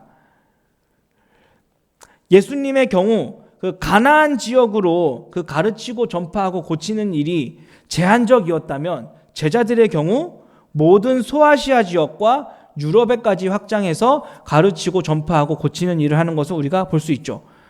또한 우리 예수님께서 설교하실 때에는 몇 명이 회개했나요? 네, 소수의 인원들만 회개했다라고 한다면 제자들이 설교할 때는 어떻게 됐습니까? 한 번에 3,000명, 5,000명씩 회개하는 역사가 일어났습니다. 그러니까 예수님보다 훨씬 더 큰 일을 하는 것을 우리가 볼 수 있는 것이죠. 다만 제자들이 못한 사역이 있어요. 뭘까요? 바로 예수님 자신이 하나님임을 보여주시는 그 신적 계시에 해당하는 일들은 제자들이 하지 못했습니다. 아니, 할 수 없다라고 말하는 게 더 정확하죠. 왜냐하면 제자들은 하나님이 아니시고 예수님은 하나님이시기 때문에 그렇습니다. 많은 이단 교주들이 얘기해요. 나는 재림 예수다, 나는 하나님이다 라고 말하는데 그들이 재림 예수가 아닌 이유, 하나님이 아닌 이유는 무엇입니까? 네, 신적 계시를 하는 일은 우리에게 허락되어 있지 않습니다. 우리는 하나님이 아니기 때문이죠. 그러니까 그들은 모두 다 거짓말을 하는 것입니다. 하지만 우리가 이 제자들을 보면서 알 수 있는 게 뭐예요? 양적으로 그리고 범위적으로는 우리가 예수님보다 분명 보다 더 큰 일을 할 수 있다라는 것입니다. 예수님께서 가보지 못하신 곳에 우리는 가고 있고 예수님께서 하신 못한 일들을 우리는 하고 있다라는 거예요.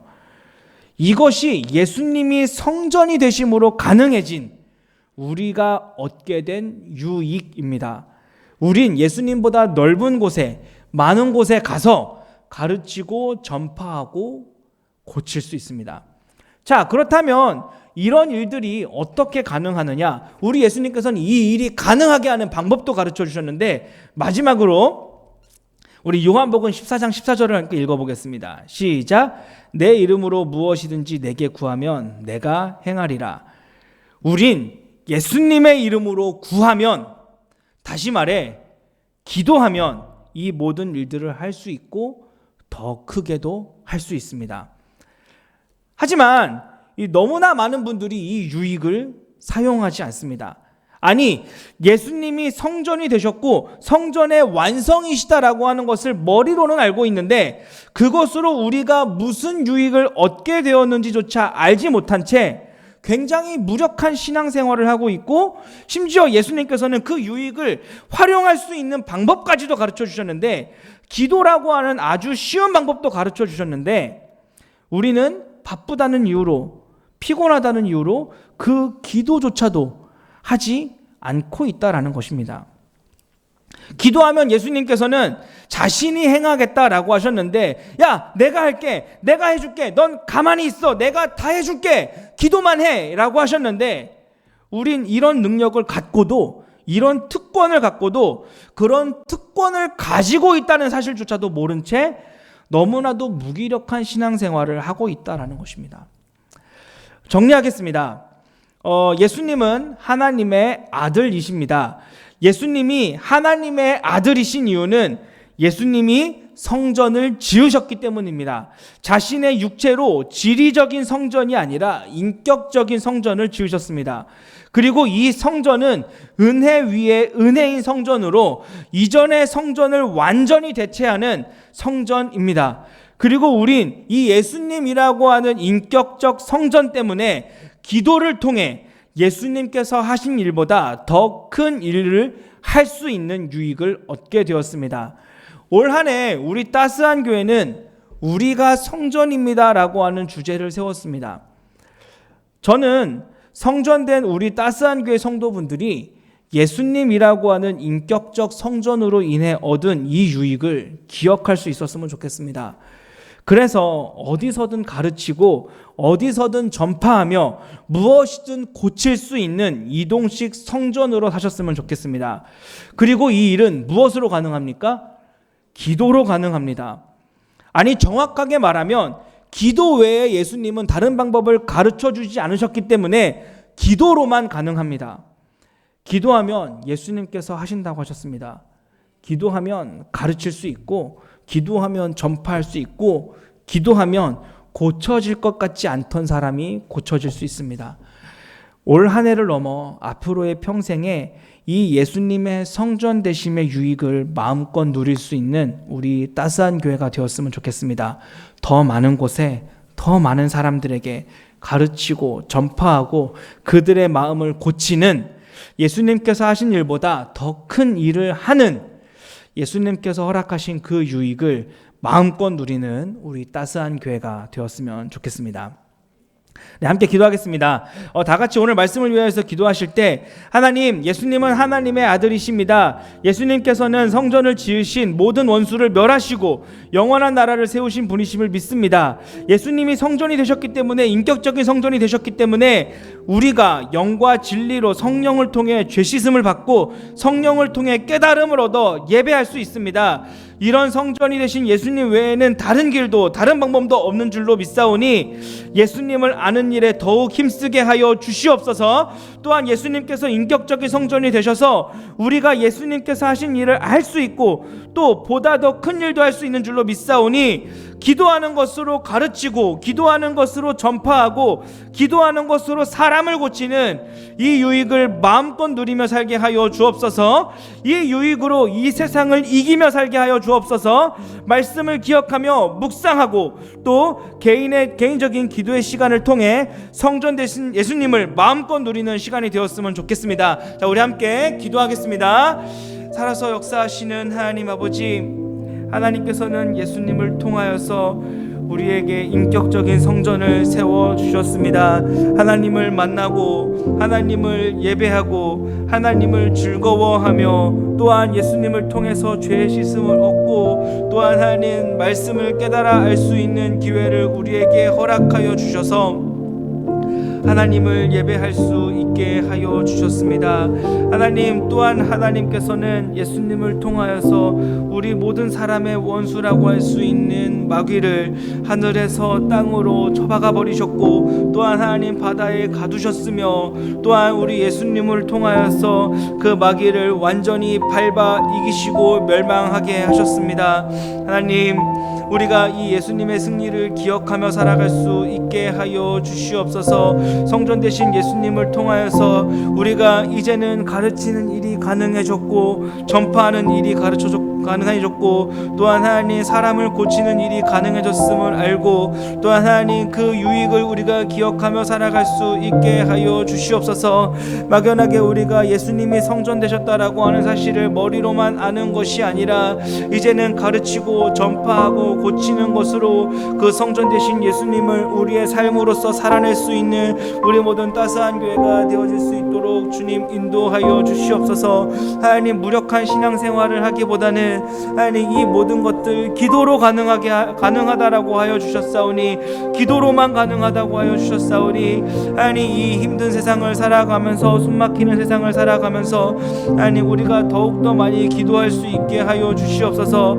하나님 기도로 가르치는 사람들 되어줄 수 있게 하여 주시고 기도로 전파하는 사람들 되게 하여 주시고 기도로 사람을 고치는 사람들이 되어줄 수 있게 하여 주시옵소서. 이렇게 우리 예수님께서 하신 일들을 보다 더 크게 할 수 있는 우리 모든 사람들 되어줄 수 있도록 주님 인도하여 주시옵소서. 우리 예수님께서 하셨던 그 모든 일들을 이 세상의 더욱 넓은 곳에 이뤄내며 살아갈 수 있는 하나님 우리 모든 성도들 또한 하나님 우리 따스한 교회가 되어줄 수 있도록 주님 인도하여 주시옵소서. 우리 예수님을 더욱더 기억하고 더욱더 예수님을 붙잡고 살아갈 수 있는 하나님 우리 따스한 교회가 되어줄 수 있도록 주님 인도하여 주시옵소서. 무력하고 또한 하나님 획일화된 어떤 신앙생활에서 벗어나서 하나님 그저 내가 예수님을 믿는다라고 하는 그 사실로만 하나님 하루하루를 버텨나가는 하나님 그런 우리 성도들이 아니라 이제는 우리 예수님의 성전 되심으로 인하여서 우리에게 주어진 그 유익을 하나님 이제는 마음껏 누리며 살아갈 수 있는 하나님 우리 모든 따스한 교회 성도들 다 되어줄 수 있도록 주님 인도하여 주시옵소서. 많은 사람들에게 가르칠 수 있는 하나님 우리 성도들 되어줄 수 있게 하여 주시옵고 많은 성도들에게 전파할 수 있는 많은 사람들에게 전파할 수 있는 우리 성도들 되어줄 수 있게 하여 주시옵고 하나님 또한 도저히 불가능하다라고 말하는 곳 도저히 고칠 수 없다라고 말하는 곳 하나님 도저히 할 수 없다라고 말하는 곳에 우리가 가서 우리 예수님께서 그리하셨던 것처럼 하나님 도저히 불가능하다고 하는 그곳에 가서 예수님이라고 하는 성전을 세우고 또한 하나님 그곳에서 예수님이라고 하는 성전을 통하여서 고치며 나아가는 우리 모든 따스한 교회 성도님들 다 되어줄 수 있도록 하여 주시옵소서. 그것이 우리의 가정이라면 그곳을 하나님 가르치고 전파하고 또 하나님 고치는 사람들 되어줄 수 있게 하여 주시고 또한 하나님 그것이 우리의 직장이라면 하나님 그것을 또한 가르치고 전파하고 고치는 우리 성도들 되어줄 수 있게 하여 주시며 또한 하나님 그것이 혹시라도 나라고 하는 그 자신이라면 하나님 나 자신도 예수님의 그 복음으로 가르치고 전파하고 고칠 수 있는 우리 성도들 다 되어줄 수 있도록 주님 인도하여 주시옵소서. 그렇게 삶의 구석구석에서 우리 하나님을 마음껏 누리며 살아갈 수 있도록 주님 우리 예수님을 마음껏 누리며 살아갈 수 있도록 주님 인도하여 주시옵소서. 하나님 그 유익함을 놓치지 아니하도록 하나님 그 유익함으로 인하여서 이 세상을 견뎌낼 뿐만 아니라 하나님 오히려 이 세상을 이기며 나아갈 수 있는 우리 모든 성도들 다 되어줄 수 있도록 주님 인도하여 주시옵소서.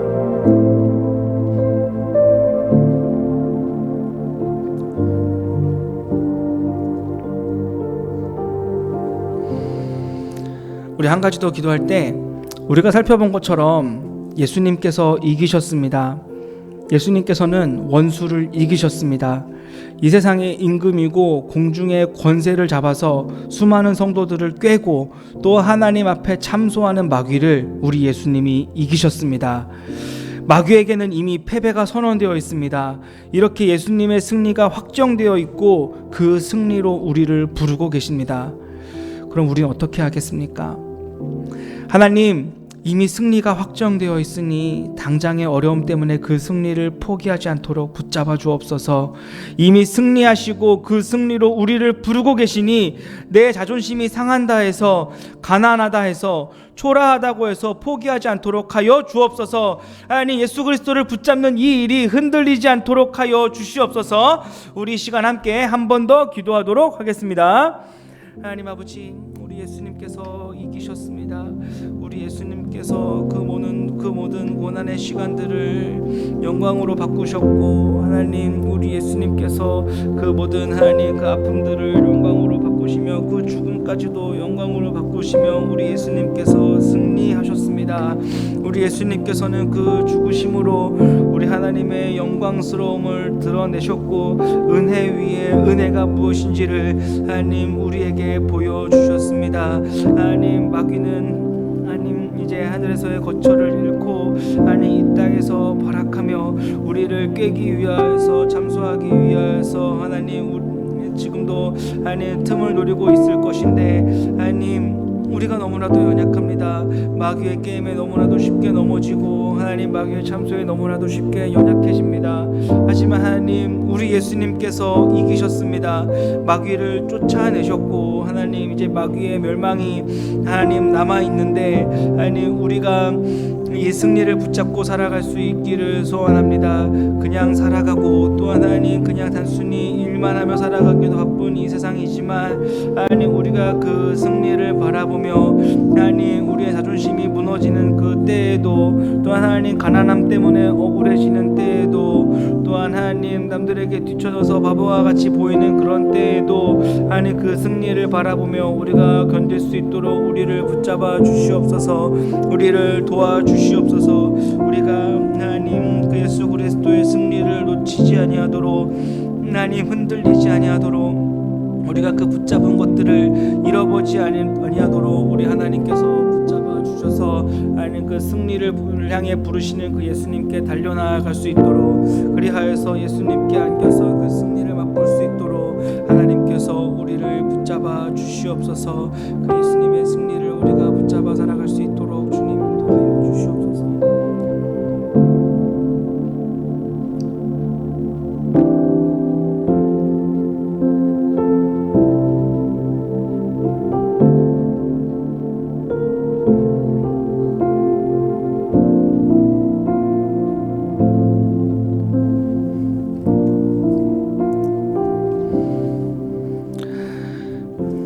자, 기도하겠습니다. 하나님, 예수님이 성전이 되셨습니다. 예수님이 자신의 육체로 성전을 세우셨습니다. 예수님이 자신의 육체로 성전을 세우셔서 우리로 잃어버린 하나님의 영광을 보게 하셨습니다. 하나님, 우린 예수님 때문에 이제 하나님의 영광을 봅니다. 이전의 은혜를 덮어버리는 하나님의 은혜를 경험합니다. 영원히 씻을 수 없고 영원히 정결할 수 없던 우리의 죄가 예수님의 보혈로 씻어지는 은혜를 경험하고, 주인을 잃어서 영원한 결핍에 있던 우리가 예수님만 있으면 충분하다고 고백할 수 있는 만족감을 누리고, 영원히 죽을 수밖에 없던 우리가 예수님 때문에 다시 살아날 수 있다는 소망을 꿈꾸게 됩니다. 영원히 예배할 수 없던 우리가 예수님 때문에 성령으로 씻음을 받고 성령으로 깨달음을 얻어 하나님을 예배하게 됩니다. 하나님, 은혜 위에 은혜를 허락하신 예수님 때문에 우리가 이 땅에서 충만하신 하나님의 영광을 봅니다. 하나님, 이 예수님을 놓치지 않게 하여 주옵소서. 매일의 삶을 살 때 이 예수님을 더욱 붙잡고 예수님이 가르치고 전파하고 고치신 것처럼 우리도 기도하며 가르치고 기도하며 전파하고 기도하며 고치는 삶을 살게 하여 주옵소서. 더 많은 곳에, 더 넓은 곳에, 더 많은 사람들에게, 더 다양한 사람들에게 가르치고 전파하고 고치는 삶을 살게 하여 주옵소서. 예수님께서 우리에게 주신 유익을 마음껏 누리며 살게 하여 주옵소서. 하지만 하나님, 이러한 삶이 쉽지 않습니다. 이 세상이 너무나 각박하고 바쁘고 빠르고 공중의 권세 잡은 자는 지금도 너무 많은 사람들을 꾀고 참소하고, 특히나 내가 너무 연약하기에, 내가 너무 쉽게 마귀의 꼬임에 넘어가고, 내가 너무 쉽게 마귀의 참소에 낙담하고 넘어지기 때문에 때로는 포기하고 싶고 그만하고 싶을 때가 너무나 많습니다. 하지만 하나님, 요한을 통해 가르쳐 주신 것처럼 예수님이 이미 승리하셨습니다. 이미 승리하신 예수님이 성전을 세우시고 그 승리를 기념하시고 하나님의 영광을 나타내셨습니다. 하나님, 이미 승리가 확정되어 있는데 우리가 그 최후의 승리를 맛보기까지 버티고 견디는 게 너무나 힘이 듭니다. 하나님, 우리를 붙잡아 주옵소서. 우리가 포기하지 않도록 쓰러졌다고 해서 그만할 것이 아니라 다시 일어나야 하는 용기를 허락하여 주옵소서.